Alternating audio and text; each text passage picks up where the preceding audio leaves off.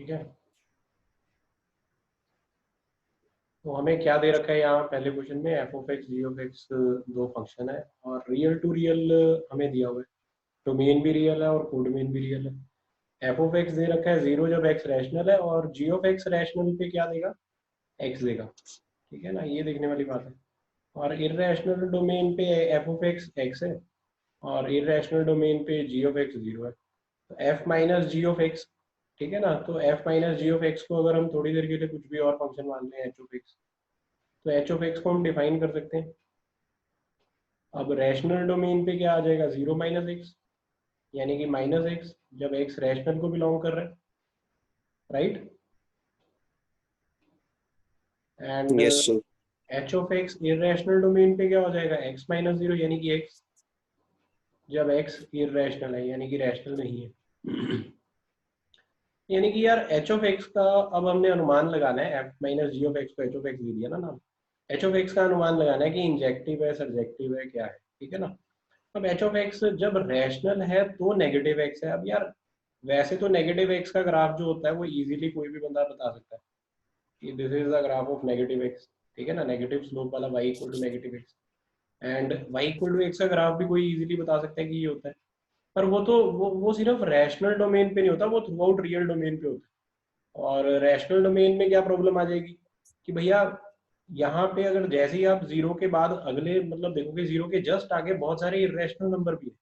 मतलब दो rational numbers के बीच में भी कितने इरेशनल नंबर है, इनफाइनाइट इरेशनल नंबर होते हैं। इनफाइनाइट। ठीक है ना, तो क्या इसका ग्राफ ऐसा कंटिन्यूअस ग्राफ कभी बनेगा, इसका ग्राफ ऐसा कंटिन्यूअस कभी भी नहीं बनेगा, राइट है। ऐसा बहुत ज्यादा डॉटेड सा ग्राफ होगा, क्योंकि बेटे जैसे ही आप पहला रैशनल नंबर लेट से आप जीरो पे सोच रहे हो, तो जीरो पे तो आपका आंसर क्या आ जाएगा, जीरो आ जाएगा। पर जीरो के जस्ट आगे या जीरो के जस्ट पीछे बहुत सारे इरेशनल नंबर है,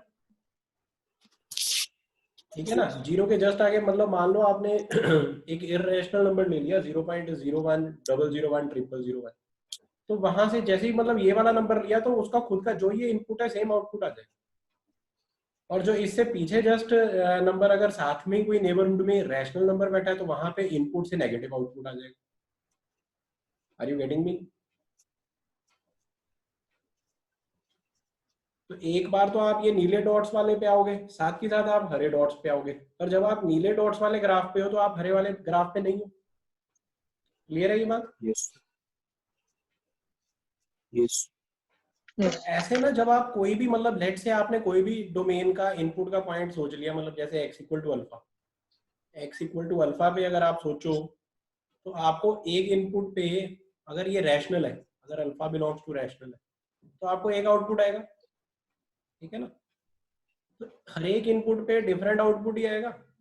अल्फा पे अपनी आएगी, और x इक्वल टू उसी के नेबरहुड में अल्फा पॉजिटिव पे, और अल्फा पॉजिटिव अगर हम कहें रैशनल नहीं है, तो आउटपुट भी अल्फा पॉजिटिव ही होगी। और अल्फा अल्फा पॉजिटिव आपस में इक्वल नहीं है, राइट। तो डिफरेंट इनपुट यस पे सर। आउटपुट भी क्या आएगी, डिफरेंट। इसलिए हम इसे क्या यस। कह सकते हैं कि भैया वन वन तो ये है, राइट। और रैशनल इनपुट पे रैशनल आउटपुट आएगी, क्योंकि रैशनल इनपुट पे इन्होंने क्या बोला है, क्यू, तो उस रैशनल का बस नेगेटिव हो जाएगा ना आउटपुट। और इरेशनल इनपुट पे क्या आएगी आउटपुट, सेम इरेशनल नंबर। मतलब दुनिया भर के रियल नंबर आ जाएंगे। मतलब रैशनल में अगर पॉजिटिव रैशनल सोचो तो उसका नेगेटिव, नेगेटिव रैशनल सोचो तो उसका पॉजिटिव रैशनल हो जाएगा, नेगेटिव ऑफ दैट है ना आउटपुट। एंड इरेशनल में सेम इरेशनल आ जाएगा। तो दुनिया के सारे रैशनल आ जाएंगे, सारे इरेशनल आ जाएंगे, तो कैन बी से कि हमारे पास सारी रेंज में सारे रियल नंबर आ जाएंगे, राइट है। Yes sir. तो अगर रेंज भी सारी रियल हो गई, तो रेंज तो कोडोमेन की इक्वल हो गई, तो फंक्शन क्या बन गया, one one and onto. Okay, first option answer हो जाएगा। Yes sir. Second question IIT 2011 का क्वेश्चन है ये। एफ ऑफ एक्स क्या दे रखा है, x square g of x sine x. Function तो बहुत सिंपल दे रखे हैं, x belong to real, set of x satisfying. अब ये ऑब्वियसली एक बहुत बड़ी कॉम्पोजिशन दे रखी है, एक कॉम्पोजिशन को दूसरी कॉम्पोजिशन के इक्वल करने वाले फंक्शन, नहीं वैल्यू ऑफ एक्स है ना जो उसको सेटिस्फाई करेगी। अब यहाँ पे दिख रहा है कि जी ऑफ एफ और ये भी जी ऑफ एफ, ये दोनों में कॉमन है। तो क्यों ना इसको थोड़ी देर के लिए कोई u मान ले, मतलब f के अंदर कॉम्पोजिशन इसकी है ना, और इधर पूरा का पूरा ये खुद है, तो इसको हम क्या मान सकते हैं, u। ठीक है, तो हम इनिशियली क्या कह सकते हैं कि f ऑफ u बराबर u। और हमें याद हो, अगर ऊपर डेफिनेशन क्या दे रखी है, f ऑफ x बराबर एक्स स्क्वायर, तो f ऑफ x तो x स्क्वायर के बराबर है, तो f ऑफ u की जगह u स्क्वायर लगा सकते हैं। तो u स्क्वायर बराबर u, यहाँ से u की वैल्यू क्या आ जाएगी, 0 एंड 1। क्लियर है यहाँ तक तो? Yes sir. ठीक है, अब याद करो हमने u को क्या लिया था, g ऑफ f। तो यानी कि हम g ऑफ f के दो आंसर देखते हैं, एक 0 और एक 1।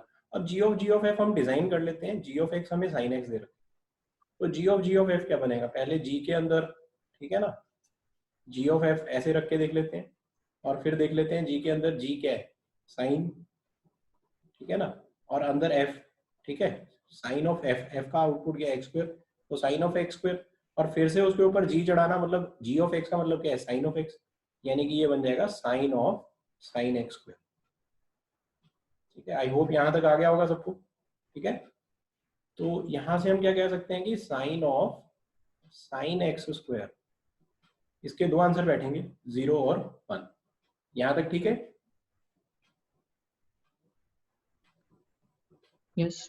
ठीक है, अब sine of sine x square का आंसर जब 0 होता है, तो पहले उस ऑप्शन को मैनिपुलेट कर लेते हैं। अब साइन ऑफ एनीथिंग इज 0, तो वहां से हम क्या कह सकते हैं कि साइन ऑफ एक्स स्क्वायर खुद भी क्या हो जाएगा, ठीक है ना, 0 हो जाएगा। ठीक है, और साइन 0 कहाँ होता है, पाई के इंटीजर मल्टीपल्स पे, तो साइन ऑफ एक्स स्क्वायर क्या आ जाएगा, एन पाई। एंड दूसरा आएगा sine of sine x square 1, तो वहां से हम साइन एक्स स्क्वायर को हम किसके बराबर समझ सकते हैं, ठीक है ना, पाई बाय टू के आगे बस सर्कल रोटेट कर दो, 2n pi plus pi by two. जब sine of sine x square 1 के इक्वल होगा, तो साइन के अंदर का एंगल क्या हो जाएगा, पाई बाय टू, या फिर pi by two plus complete revolution 2n pi. Clear है? अब यहाँ से sine of x square 2n pi plus pi by two जो ऑप्शन आ रहा है बेटे, ये ऑप्शन तो हो ही नहीं सकता, क्योंकि पाई बाय टू जो है वो कितना हो जाता है, 1.57, और 1.57 में इंटीजर मल्टीपल, ठीक है ना, आप ऐड करो, तो मेरे ख्याल से साइन की जो हद होती है वो -1 से 1 होती है। पता है ये बच्चों को? क्लियर है ये बात? Yes sir. ठीक है ना, तो यहाँ से आपके पास जो है वो कोई भी ऑप्शन नहीं बनेगा। ठीक है, और यहाँ से sine of x square equal to n pi. अब यहाँ से अगर आप करोगे, यहाँ पे अगर एन को आप क्या कर लो, एक बार 0 कर लो, अगर एन 0 हो गया तो साइन ऑफ एक्स स्क्वायर क्या हो जाएगा, 0। और मैं क्या लिख रहा हूँ, अगर एन क्या है, 0, तो वहां से आपके पास क्या आ जाता है, साइन ऑफ एक्स स्क्वायर बराबर 0। अब साइन ऑफ एक्स स्क्वायर बराबर 0 का क्या मतलब है कि, यानी कि एक्स स्क्वायर क्या हो गया, एन पाई, और एक्स क्या हो सकता है, स्क्वायर रूटिंग कर दो, plus minus under root n pi, और जहां पे एन कुछ भी हो सकता है, इंटीजर है, 0 1 2 3, ठीक है ना, नेगेटिव नहीं होगा, बस स्क्वायर रूट के अंदर है, तो कौन सा ऑप्शन बन जाएगा, ये ऑप्शन। क्लियर है ये बच्चों को? एन 0 भी हो सकता है ना, यहाँ पे सर एन 0 कैसे हो सकता है, एक बार वो बताना दोबारा। साइन ऑफ, देखो साइन ऑफ एक्स स्क्वायर 0 है, ठीक है ना, यानी कि x square Yes, n sir. Pi है। अगर एन 0 हो गया, अर्श अगर एन 0 हो गया तो एक्स स्क्वायर 0 के बराबर हो जाएगा, और फिर वो साइन ऑफ 0 बराबर Yes, 0 sir. को सेटिस्फाई कर तो रहे। Yes sir. ठीक है ना, तो उसने कब मना करा सेटिस्फाई करने से? ए और बी का कंफ्लिक्ट यहीं पे खत्म होता है। Yes sir. ठीक है, तो इसका आंसर हमने ए चॉइस निकाल तो लिया, और इसमें हमने ये जिसको रिजेक्ट भी करा ना, इसमें आप एन को कुछ भी डाल के देख लेना। ठीक है, आप एन को कोई भी इंटीजर डाल के देख लेना, आपका आंसर जो है वो साइन ऑफ एक्स स्क्वायर का -1 से 1 के बीच में कभी नहीं आएगा।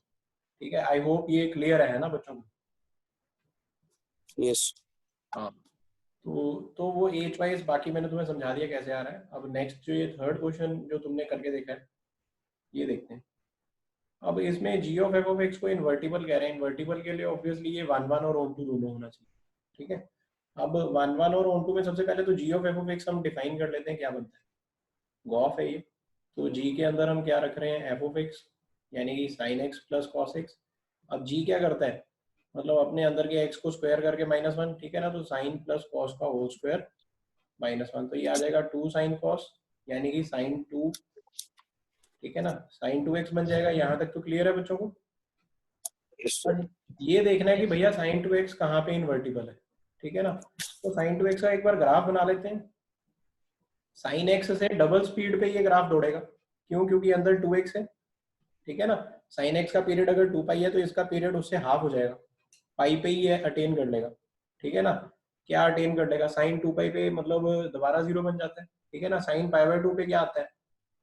1 आता है, तो ये पाई बाय 4 पे 1 आ जाएगा। Am I right? Yes sir. And ये पाई बाय 2 पे पहला जीरो ले लेगा, ठीक है। x के पाई बाय 2 पे ये पहला जीरो ले लेगा, क्योंकि वो साइन पाई बन जाएगा ना।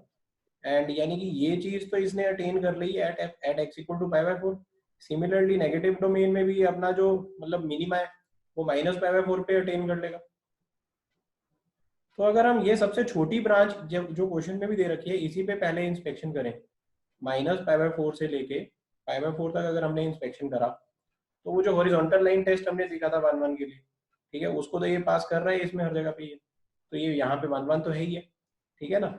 एंड दूसरा क्या आ जाता है? सब्जेक्टिव, ठीक है ना, यानी कि ऑन टू में यानी कि ये पूरा का पूरा अपनी मतलब कोड में बराबर ले रहा है -1 से लेके 1 तक, ठीक है। मतलब पूरी रेंज ले ली इसने यहाँ पे, ठीक है ना। sin 2x की वैसे भी यही होती है -1 to 1, यस तो माइनस पाई बाय 4 से पाई बाय 4 में सब कुछ अटेन हो रहा है, तो इसलिए यहाँ पे ये क्या हो जाएगा? 1 1 और ऑन टू दोनों हो जाएगा, और सी चॉइस इसका आंसर है। क्लियर है बच्चों को? सर। यस।